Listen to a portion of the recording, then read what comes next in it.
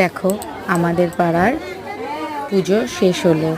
আমাদের পাড়ার নিয়ম হলো যে 3টে ঠাকুরের পুজো কমপ্লিট হয়ে যাওয়ার পরে তারপরে এই যে শীতলা মায়ের যে কুলোটা সেটা পুকুরে নিয়ে গিয়ে যে মানে কুলো মাথায় নিয়েছে তাকে চান করে কুলো ডুবিয়ে তারপরে ওই মানে ঘটের মধ্যে জল ভরে আবার মন্দিরে নিয়ে গিয়ে ঘটটা রেখে দিতে হবে।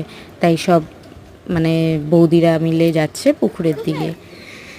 তো পুকুরের সামনে চলে এসেছে। তো এবার সবাই মিলে নামবে, মানে সবাই বলতে কি 5 জনকে নামতেই হবে।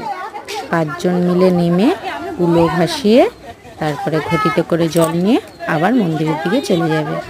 তো এবার নামছে সবাই, এবার চান করবে, চান করে কুলো ভাসাবে, তারপর আবার যাবে মন্দিরের দিকে।